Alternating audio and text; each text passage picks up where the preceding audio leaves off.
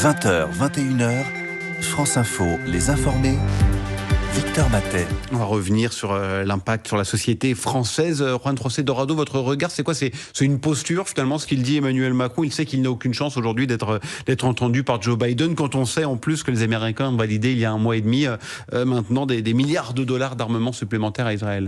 Je partage effectivement l'avis de Richard. C'est une posture. Il le dit, enfin, cette interview qui a été enregistrée, vous l'avez signalé, et qui est diffusée aujourd'hui, le jour même, il y a une manifestation pro-palestinienne pour le Liban du côté de Paris, avec quelques milliers de personnes dans les rues. Et c'est vrai aussi, effectivement, que la deuxième partie de cette phrase où il signale, oui, mais nous on ne vend plus d'armes, ou on ne vend pas d'armes à Israël nous laisse pantois, puisque de toute façon on savait depuis plusieurs mois, d'ailleurs l'ancien ministre de la Défense l'avait signalé, que le pourcentage des ventes d'armes de la France à Israël était à peine de 2%. Et donc sur le fait que ces propos sont à usage interne, sans aucun doute, puisqu'il est certain que Joe Biden peut-être saura jamais quelles ont été les déclarations d'Emmanuel Macron aujourd'hui, puisqu'apparemment ça devrait être dirigé vers les États-Unis, qui est le plus grand pourvoyeur d'armes pour Israël. Comment est traité ce premier anniversaire dans les médias espagnols, Juan José Dorado? On sait que le gouvernement espagnol a été un des premiers à demander la création d'un État palestinien. Et d'ailleurs, l'Espagne qui a reconnu l'État palestinien il y a quelques semaines, quelques mois, et dont l'ambassadeur a présenté ses lettres de créance au roi il y a quelques semaines. Donc effectivement, c'est quelque chose qui intéresse beaucoup l'Espagne. C'est vrai que l'Espagne a aussi une très petite communauté juive. On dit que c'est entre 300 et 50 000 juifs uniquement en France, et que la communauté musulmane est beaucoup plus importante. Mais vous l'avez signalé, l'Espagne est un pays qui est pro-arabe, pro-palestinien. Il y a des déclarations, que ce soit des ministres, que ce soit des différents responsables politiques qui ont demandé d'ailleurs devant la Cour pénale internationale que M. Netanyahou soit envoyé devant la Cour pénale internationale et qu'on rompe les relations diplomatiques avec Israël. Donc il y a bien sûr, parce que l'Espagne connaît le phénomène du terrorisme, donc l'Espagne sait ce que c'est le terrorisme, et donc il y a se rappeler ce qui s'est passé, bien sûr, mais ça n'empêche pas la critique à Israël et la critique au gouvernement israélien. D'ailleurs, je vous fais remarquer tout simplement qu'il y a quelques jours à peine, M. Borrell, qui est le représentant de la politique extérieure européen, a critiqué fortement Israël, encore en disant à la radio espagnole,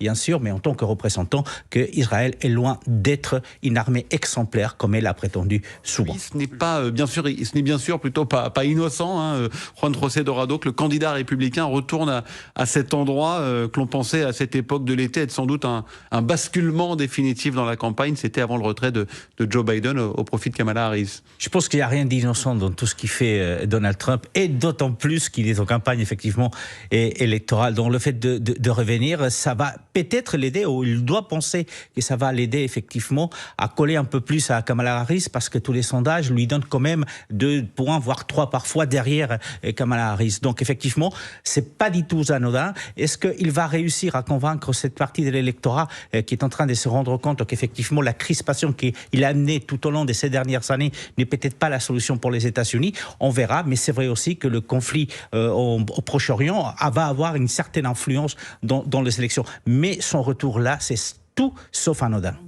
Juan José Dorado. Ce qui m'interpelle de la présence d'Elon Musk, c'est le rôle qu'il va pouvoir jouer si Trump venait à gagner. Déjà, on se pose la question, quelles sont les envies politiques d'Elon Musk? Souvenons-nous qu'il a essayé il serait question de lui confier un audit sur les dépenses publiques, enfin de lui confier des missions très politiques. Mais au-delà de ça, souvenez-vous, au début de la guerre avec la Russie et l'Ukraine, il a essayé d'imposer un plan de paix à l'Ukraine. Il a utilisé le réseau des satellites dont il est le maître, justement pour imposer ce plan de paix. Donc, quel est le rôle qu'il souhaite jouer par la suite? Est-ce qu'il est avec Donald Trump parce qu'il essaye de copier Donald Trump, et il s'est dit, après Donald Trump, c'est peut-être moi le prochain candidat à la présidence des États-Unis? Donc, il y a beaucoup de questions auxquelles il va falloir répondre dans les prochaines semaines, dans les prochains mois. Richard Berly. Non, juste une précision. Si je ne me trompe pas, et je parte sous votre contrôle, Musk n'était pas encore propriétaire de Twitter quand on avait supprimé le compte de Donald Trump. Il l'a racheté en 2022. Je crois que c'était le précédent propriétaire.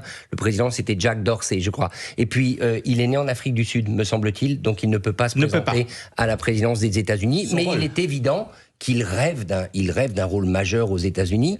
Mais... Une question à nouveau sur le Proche-Orient que j'évoquais tout à l'heure. Ce n'est pas forcément le sujet de préoccupation numéro 1 des Américains, mais avec un vote très serré, on l'évoquait tout à l'heure, Juan José Dorado, cela pourrait tout de même être ce sujet qui fait basculer le résultat?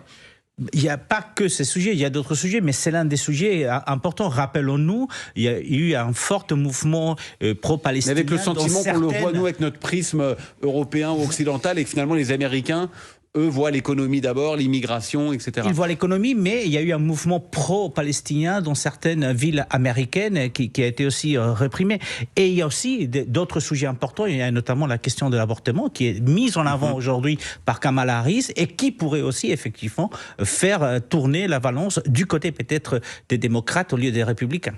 Juan José Dorado, autre obstacle, un candidat social-démocrate, socialiste ou autre aujourd'hui, quel qu'il soit, est-ce qu'il peut faire cavalier seul en vue de 2027 sont les insoumis aujourd'hui, rien que mathématiquement et électoralement? Il peut essayer, parce que de toute façon, il vient de vérifier qu'effectivement, avec les insoumis... On se souvient des 1,6% d'Anne Hidalgo à la dernière présidentielle. Oui, mais on voit, mais on sait où était le Parti Socialiste et où il a terminé après, après le mandat des François Hollande. Effectivement, vous faites référence. Mais quand on parle d'Olivier Faure, la ligne d'Olivier Faure, Olivier Faure, c'est quoi comme ligne? C'est Anne Hidalgo? C'est ça la ligne Olivier Faure au Parti Socialiste. Donc je pense que je me félicite qu'il revienne en première ligne de la politique française, sincèrement. La ligne Olivier Faure, c'est au fond, c'est l'alliance avec LFI. Voilà. Non, mais l'idée, c'est ça, c'est qu'ils reviennent en première ligne de la politique. Pourquoi pas? Alors, le micro-parti qu'il a créé, bon, bah, on verra ce que ça donne. Mais de toute façon, je suis, comme disait Richard, surpris qu'il n'ait pas pris la parole quand, effectivement, Cazeneuve est allé voir le président Macron. Je pensais qu'il avait un rôle à jouer. Peut-être que maintenant, il est prêt à les jouer. Et c'est un social-démocrate, il n'est pas cramé par la politique française intérieure, et donc il offre quelque chose de différent par rapport aux autres candidats, que ce soit Olivier Faure, que ce soit Mélenchon, que ce soit encore Marin Castex. Vous, Juan José Dorado, l'Espagne, comme à chaque fois que l'on parle de la gauche, vous servez d'exemple, alors pas vous directement, Juan José, mais la coalition menée par le chef du gouvernement, Pedro Sanchez. Alors c'est un peu particulier parce que la gauche radicale espagnole, l'ancien Podemos, Sumar, etc., ont Mélenchon donc un regard très attendrissant vers lui et sa politique, sa façon de faire.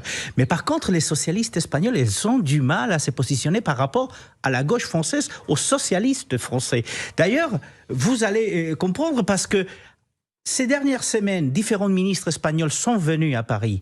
Même le président est venu pendant les Jeux Olympiques et il est allé voir qui? Madame Hidalgo. Il n'est pas allé rencontrer M. Guzman, M. Olivier Faure. Donc, les socialistes espagnols ont très mal, ils n'arrivent pas à se positionner par rapport à la gauche. Pour eux, la gauche française aujourd'hui, c'est encore Anne Hidalgo, donc ça fait à peine 2%. Là, vous évoquiez l'Espagne, Adeline Percept, les médias espagnols notamment sont très nombreux lors de ce procès autour de Gisèle Pédico. On sait que le pays, on l'a dit, est en avance sur la France en termes d'accompagnement des victimes de violences sexuelles, de prévention, de formation. Il l'est aussi dans la façon de couvrir les procès liés à ces affaires. Tout à fait, tout à fait. L'Espagne, ça fait plus de 20 ans. C'était au début des années 2000 où les médias se sont emparés à partir d'un fait divers, grave fait divers, criminel fait divers, ils se sont emparés de cette information. Et donc aujourd'hui, quand vous avez un fait divers comme ça, c'est-à-dire une femme qui est violée, une femme qui est assassinée, etc., ça ouvre les journaux télévisés des 20h ou l'équivalent des 20h ou des 13h. C'est dans les premières pages des journaux. Donc l'Espagne s'est emparée médiatiquement. Et je suis d'accord avec mes confrères, sur les deux sont ceux qui nous surprend le plus déjà, effectivement.